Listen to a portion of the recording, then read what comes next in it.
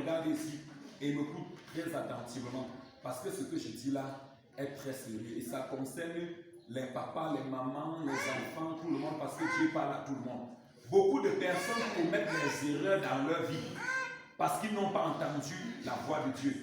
Beaucoup de personnes prennent des mauvaises décisions parce qu'ils n'ont pas reçu les orientations de Dieu. Beaucoup de personnes ont épousé un homme et ils ont souffert entre les mains de l'homme là parce qu'ils n'ont pas entendu la voix de Dieu. S'ils avaient consulté Dieu et qu'ils avaient la capacité d'entendre la voix de Dieu, s'ils s'étaient retirés pour chercher la voix de Dieu, Dieu devait leur dire que non.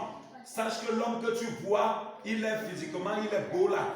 C'est un diable enragé qui va te dévorer si tu l'épouses.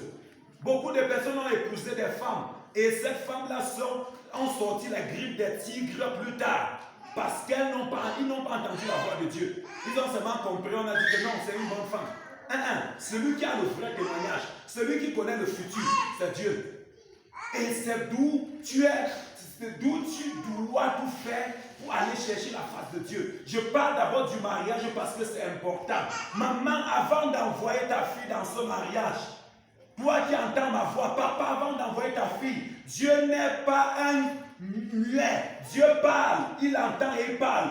Apprends à te retirer et puis tu parles à Dieu. Seigneur, voici cet homme que ma fille a présenté. Est-ce que cet homme sera un bon mari pour elle? Est-ce que cet homme, c'est l'homme que tu as prévu pour elle?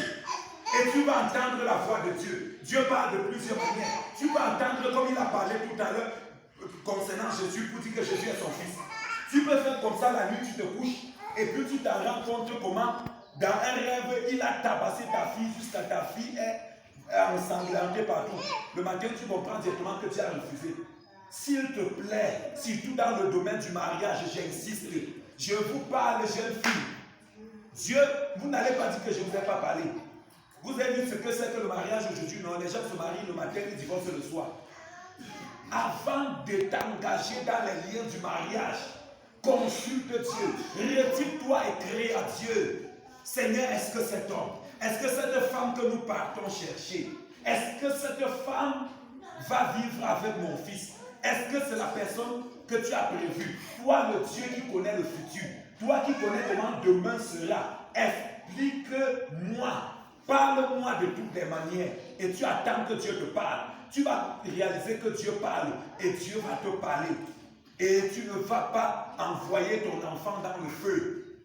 Beaucoup de personnes ont épousé des chiens enragés, des tigres et des tigresses, des démons habitant dans les hommes, des démons habitant dans les femmes, parce qu'ils n'ont pas consulté Dieu. Écoute, si tu consultais Dieu, tu devais voir que cette jolie nana que tu trouves tout le monde apprécie là, derrière elle se cache une tigresse avec des cornes comme ça. Tu vas aller, Dieu va dire, tu dis Seigneur, je suis venu te demander que tu me parles de cet homme, tu me parles de cette fille qui veut épouser mon fils. Dieu va dire, ok, assois-toi, je vais t'expliquer. Dis que cet homme que tu vois, il paraît gentil là. Quand il se fâche, même si c'est la manière qu'il a